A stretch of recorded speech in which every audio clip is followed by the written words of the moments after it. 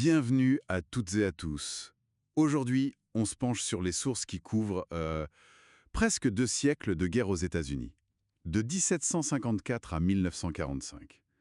Une période énorme, vraiment, qui a vu cette nation se construire, souvent à travers les conflits.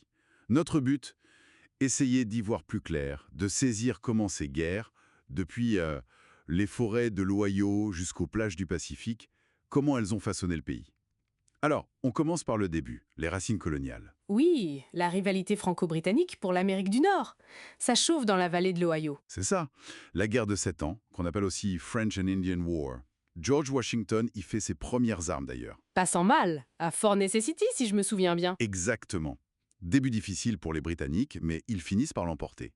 La prise de Québec en 1759, c'est un tournant. Absolument. Et ce qui est fascinant, c'est que cette victoire, confirmée par le traité de Paris en 63, elle sème déjà les graines de la suite. Comment ça? Territoire immense pour Londres, mais il faut payer la guerre, gérer tout ça. Donc, nouvelles taxes, plus de soldats sur place. Et ça, les colons, ils n'apprécient pas vraiment. Le ressentiment monte. Et quelques années plus tard, paf, Lexington, Concorde. La Révolution américaine. Washington prend la tête de l'armée. Il y a des batailles symboliques comme Bunker Hill, même si c'est pas une victoire tactique. Ça galvanise, oui. Et puis, il y a les succès importants comme Trenton et surtout Saratoga en 1777. Saratoga, oui. Pourquoi c'est si décisif? Parce que là, ça convainc la France. La France entre en guerre aux côtés des Américains. Ah oui, l'Alliance française, ça change tout. Exactement.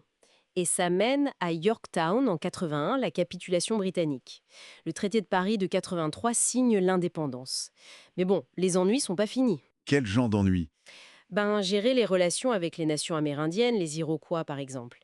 Et puis, les pirates barbaresques en Méditerranée, déjà des crises internationaux. D'accord. Alors, la jeune nation cherche à s'affirmer, à s'étendre.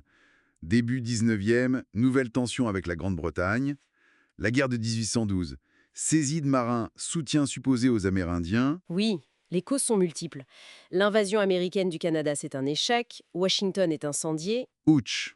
Mais il y a quand même des victoires navales, la Nouvelle-Orléans, c'est ça. Militairement, bon, c'est un peu match nul, mais ça renforce le sentiment national américain et surtout, ça pousse encore plus vers l'Ouest. Et là, on entre dans des politiques plus dures envers les peuples autochtones, le fameux Indian Removal Act, le déplacement forcé. Une page sombre. Et l'expansion continue. Le Texas, indépendant du Mexique après Alamo, San Jacinto. Ouais. Puis la guerre américano-mexicaine, 46-48, victoire écrasante des États-Unis. Et un territoire immense gagné. From sea to shining sea, comme on dit. Tout à fait. Mais là, chaque nouveau territoire, ça repose la question de l'esclavage de manière de plus en plus violente.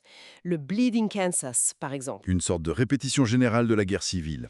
C'est un peu ça, oui. Et on y arrive donc. 1861-1865, la guerre de sécession. Cause principale, l'esclavage.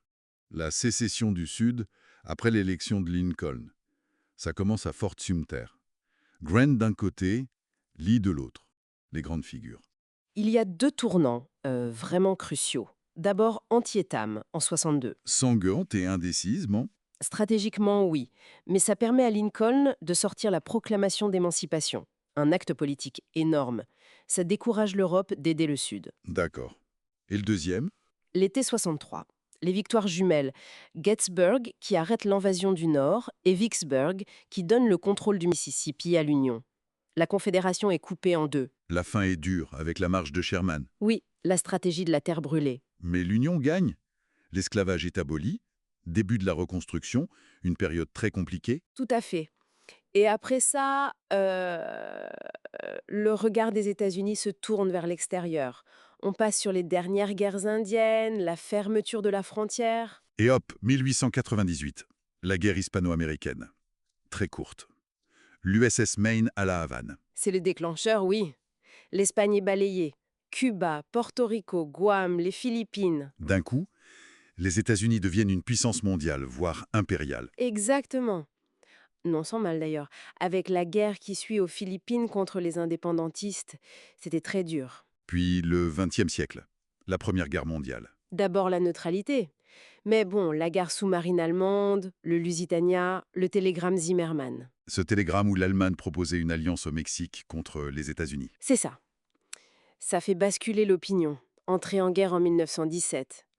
C'est tardif, mais l'arrivée des troupes américaines, l'AEF, est décisive en 1918. Le timing de cette intervention, c'est un débat, hein? Oui, toujours un peu discuté par les historiens. Et on arrive à la Seconde Guerre mondiale. Pearl Harbor, décembre 41. L'Amérique est attaquée. Elle entre dans le conflit. Sur deux fronts énormes, le Pacifique. Midway, le tournant. Puis le Island Hopping, île par île, très sanglant. Iwo Jima, Okinawa. Et l'Europe, débarquement en Afrique du Nord, Italie, et bien sûr le D-Day, le débarquement en Normandie en juillet 44. La bataille des Ardennes ensuite. C'est la guerre totale, là. Ah oui, mobilisation industrielle incroyable, rôle des femmes qui change.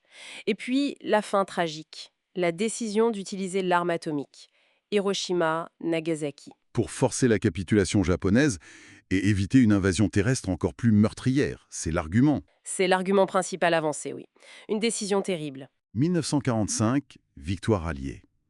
Et les États-Unis sortent de tout ça comme la superpuissance mondiale.